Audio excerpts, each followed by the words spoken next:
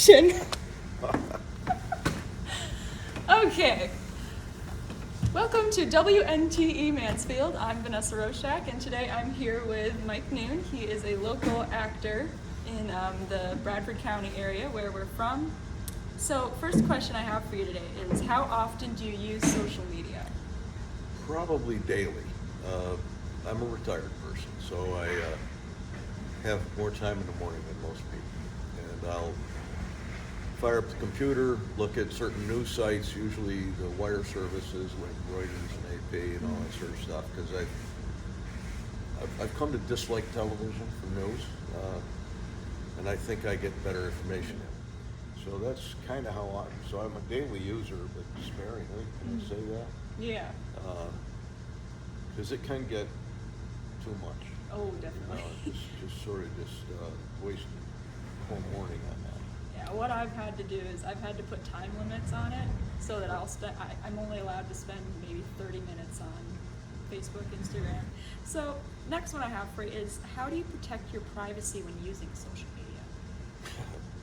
I don't know if I do. I'm serious.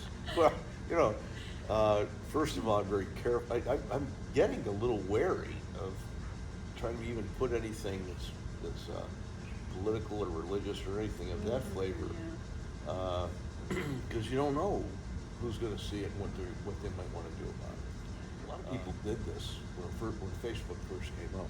They'd say, "We're going on vacation."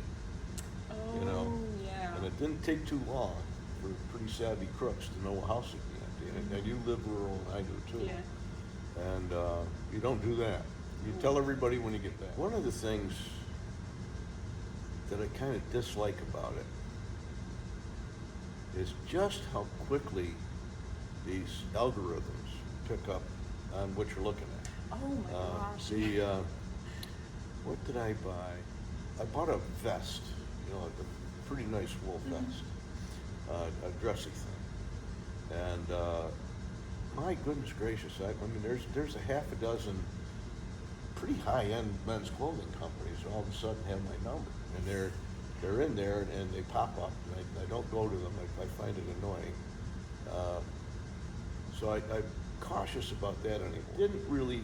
I kind of need Facebook for my theater interests. Mm-hmm. Same. Well, because that's how we communicate Yeah, with each other. I mean, even just like for this show, Yeah. that's our group That's chat. right. It's on Facebook. Yeah, and of course I want to, you got to keep up with the dates and rehearsals and all the other details that change. But for that, I might just drop it all. So on that same sort of note, what kinds of technology do you see normally used in theater? In theater? Since that's our venue right now. Well, where it's really useful, is cell phones, and to have somebody video you or record you, even though we all hate it. Yep. Nobody likes to see themselves on the I phone. can agree with that. It works. It for myself, it helps me understand my diction. For the sake of presentation in theater, okay, somebody's sitting, 3/4 of the way back in the room. Yeah. And they're my age, and they didn't bring their hearing aids. They can't read your lips. You have got to pronounce things correctly. Yes. And that's a useful feedback tool. So I agree with that. It's extremely useful to promote your play. Okay, there's an outfit out of Binghamton that I've worked with, and they do a marvelous job of, again, they post on Facebook, of telling you when things are going to happen, how much they're going to be, who's in the play, what's it about, and they're all pretty darn good actors, and they do a nice job. At least one aspect of live theater for me is that it's an antidote to social media. All right, is that it demands that you interact with people, and you do it carefully, and you do it politely, and that seems to be disappearing. People don't have conversations anymore, and I like to think that by carting kids out and doing this, and their moms and dads and aunts and uncles and buddies and what have you, it brings people together. Okay. Well, I think that's all I have. So joining me Okay, today. very good. I really And thank appreciate you. it. Thank you for tuning Yep, in to College not a Chronicles. problem.